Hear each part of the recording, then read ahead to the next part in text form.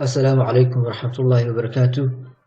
kusoo dhawaada muuqaalkii lixaad iyo taxanaheennii barashada HTML iyo CSS. muuqaalkan waxaan ku eegaynaa elementiga loo yaqaano diffka iyo faa'iidooyinkiisa iyo waxyaabaha loo isticmaalo. sidoo kale waxaan faahfaahin dheeraad ah ka bixin doonaa ama aan si deeply u sharaxi doonaa elementsku waxay yihiin. waxaa laga yaabaa casharaantii hore iyo muuqaaladii hore aan ka sameeyey taxanahan inaad in badan maqasheen ama iga maqasheen element tag, elementiga formka, elementiga headka, headingka, elementiga paragraphka inaan leeyahay. marka elementska qaababka u kala baxaan ayaan si deeply u sharaxi doonaa.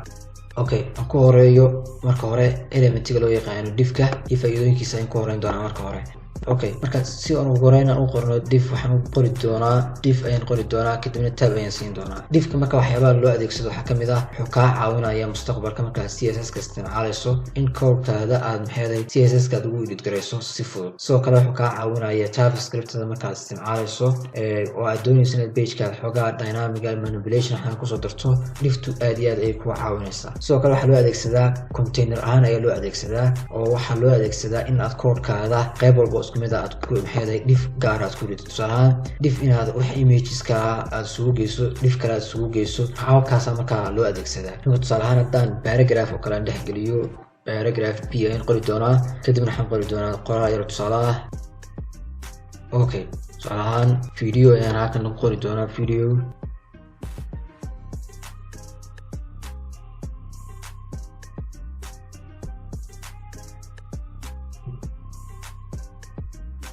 okay, diffka markaa tusaalayaasha loo adeegsado tusaalayaashan ayaa kamid ah codekaada qayb walba aad doonayso inaad section aad u qaybiso ama group inaad u qaybiso. markaad doonayso group walba waxaad ku dhex lidaysaa ama aad ku dhex qoraysaa diffka ayaad ku dhex qoraysaa. okay, marka tusaalahan haddaan copy paste iraahdo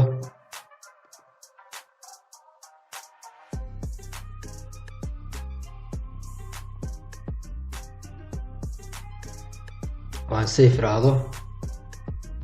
okay, sida markaa aad ka aragtaan muuqaalka ama tusaalahan inta isku midkeedba ama aan ugu talagalin inuu group ka wada dhigo group gaar ayuu ka wada dhigo. oo marka tusaalahan haddaan doonayo diffkan oo kale in aan geliyo dhowr video ama haddaan video tusaalahan diffka haddaanan adeegsan oo kaliya videoga aan raacdo halkan dhowr video aan isgarab dhigo waxaa laga yaabaa inay isgarab galaan ayaa laga yaabaa. marka tusaalahan sida muuqaalka ka muuqata saddexda video diff la'aan tahay kuwan diffka aanan gelin way isgarab galeen halka kuwii diffka aan geliyeyna maxaa markaasi noqdeen mid walbaaba line gaar ah iyo group gaar ah uu sameeyey. okay, faa'iidooyinka marka diffka loo isticmaalo intaasi ayaa kamid ah. diffkuna waa markaa waxa ugu badan ee aad adeegsan doonto ama la adeegsadaba.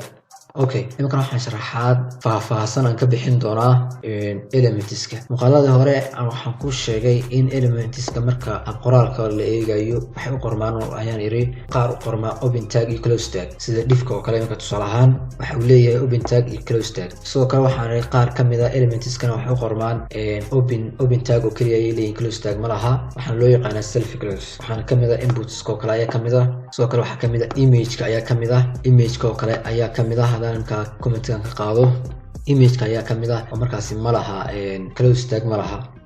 okay, taasi markaa waxa weeyaan marka laga hadlayo qaabka u qormaan elementska. marka qoraalka marka laga soo tago qaabka u qormaan marka laga soo tago waxay u kala baxaan laba nooc oo la kala yiraahdo block elements iyo inline elements. block elements marka waxa weeyaan elementiyada qaata balaca page-ka inta banaan oo dhan qaata oo haddii tusaale laba element isku daba qorto labadaas element mid walbaaba wuxuu qaadan doonaa line ama balac ayuu qaadan doonaa ku filan. halka elementiga kale ku xigaana uu ka soo maxay qaadan doono line-ka cusub ayuu ka bilaabmi doonaa. halka inline elementskuna ay qaataan maxay isdaba galaan oo mid walbaaba inta uu leeyahay page-ka ka qaato. haddaan halkan soo weyneeyo browser-ka tusaalahaas wax noogu filan saarka ku aragtaan imika videoyadii aan dhex geliyey maxay elementiga diffka waad aragtaan imika mid walbaaba wuxuu qaatay balaca page-ka ayuu qaatay halka kuwa aanan gelin diffkana ay qaateen mid isgarba galeen. taa macnaheedu waxa weeyaan markaa diffka markaa uu videoga ku jiro ayaa block ah oo wuxuu qaadan doonaa page-ka inta banaan oo dhan